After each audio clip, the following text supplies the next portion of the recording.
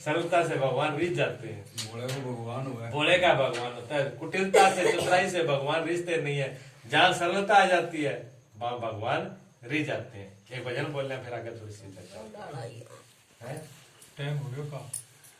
जी तेरे दर को छोड़ कर किस दर जाऊं मैं, जी तेरे दर को छोड़ कर किस दर जाऊं मैं, सुनता मेरी कौन है किसे सुनाऊं मैं, सुनता मेरी कौन है किसे सुनाऊं मैं, जी तेरे दर को छोड़ कर किस दर जाऊं मैं, जब से याद बुलाई तेरी लाखों कष्ट उठाए हैं, जब से याद बुलाई तेरी लाखों कष्ट उठाए हैं, न जानू इस जीवन अंदर कितने पाप कमाए हैं,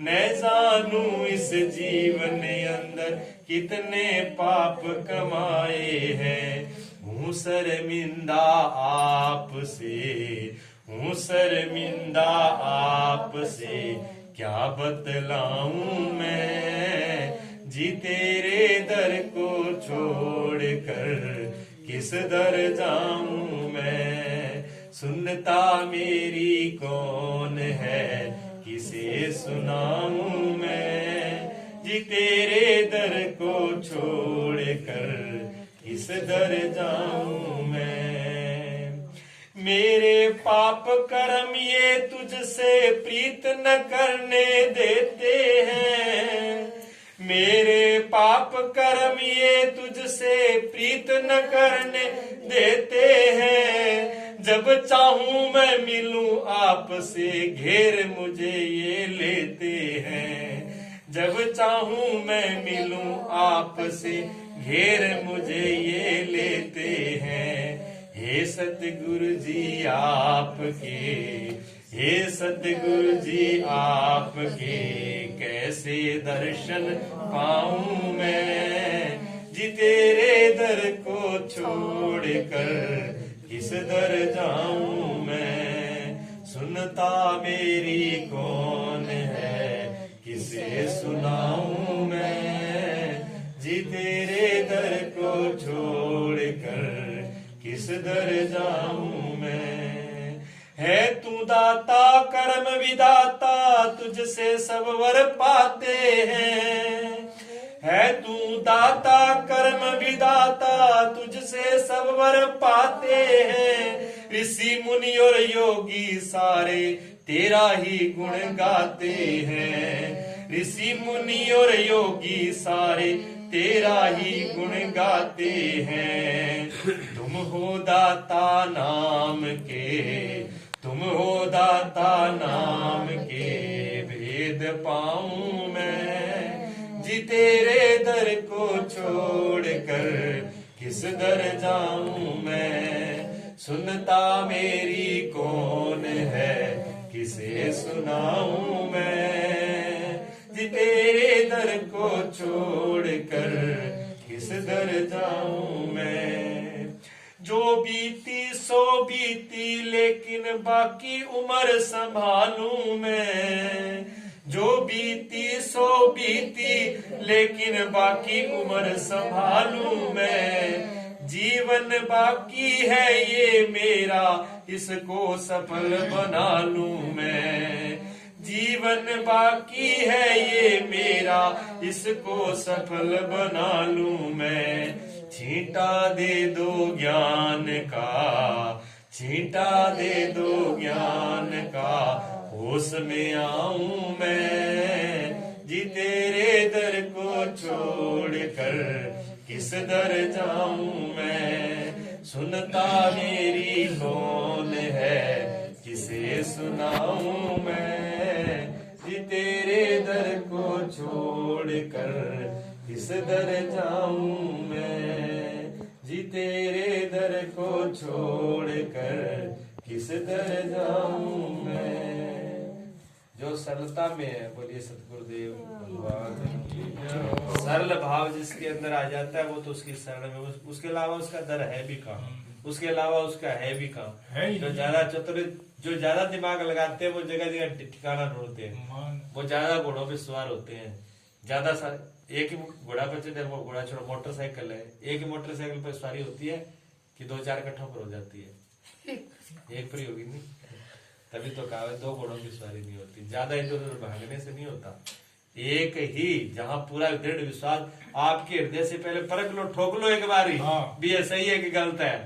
और अपने समझ में नहीं आते तो जिनको अपने परिवार में, रिश्ते में, जिनको नजदीक आप समझते हो, समझदार, उनसे पूछ लो, उनसे रह ले लो, आपका हृदय ठोस हो जाए, पूर्ण विश्वास हो। और जहां हो जाओ फिर आप पूरे झुक जाओ, फिर बचा के मत रखो, फिर अपने आप को बचाओ मत, फिर पूर्ण रूप से झोंक दो, जैसे भट्टी में झोंकते हैं, जैसे लकड़ी को चूल्हे में डाल देते हैं।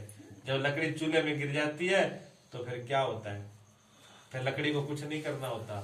लकड़ी गिल्ली हो, लकड़ी कठोर हो, लकड़ी में कीड़े लगे हो, लकड़ी सुली हुई हो, लकड़ी खराब हो, लकड़ी टेढ़ी मेढ़ी हो, लकड़ी में तो अवगुण ही अवगुण हो, एक बार अग्नि में डाल लो, अग्नि अपने रूप बना लेती है, उसको अपना रूप दे देती है, बिल्कुल आग बना देती है, कोयला बना देती है। समर्पित होने के बाद अगर हमारे अंदर, आपके अंदर कितने भी अवगुण है, भगवान गीता में क्या कह रहे हैं, मवी बुद्धि शिष्य मई मनहा शिष्य सी, मेरे में ही मन और मेरी बुद्धि को लगा दिया अर्जुन।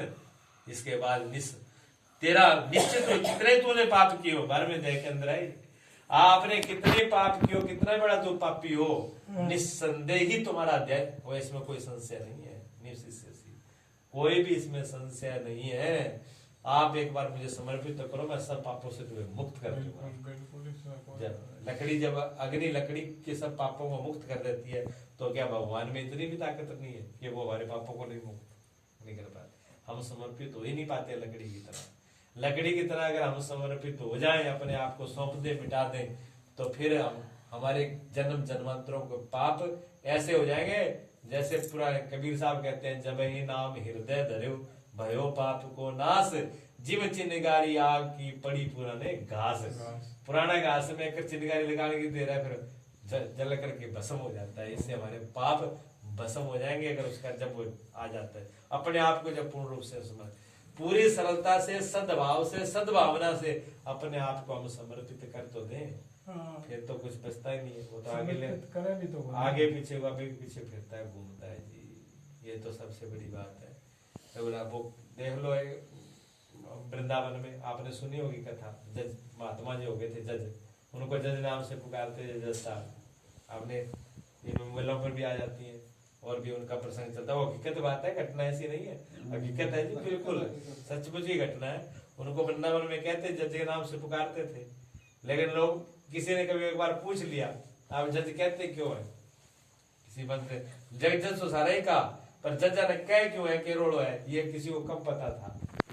तो फिर एक संत जो थे, उनके खास मित्र थे, उन्होंने बताई उनकी घटना कि ये वास्तव में जज थे, और जज भी यहाँ नहीं, कलकत्ता में जज थे, बड़े जज थे। तो वहां पर इनके पास मुकदमा ऐसा आया, उस मुकदमे ने इनका जीवन बदल दिया। मुकदमा क्या था जी, एक किसान आदमी था, सीधा साधा आदमी था, भोला बड़ा, नाम भी उसका भोला था, क्योंकि वो भोला था इसलिए उसको भोला कहते थे सब। तो भोला था, भोला कहने लगे सब लोग। तो उसने क्या किया जी, बेटी की शादी हुई, उसकी बेटी की शादी थी, तो भोला का ज्यादा धन को नहीं देख रहा है ज्यादा चला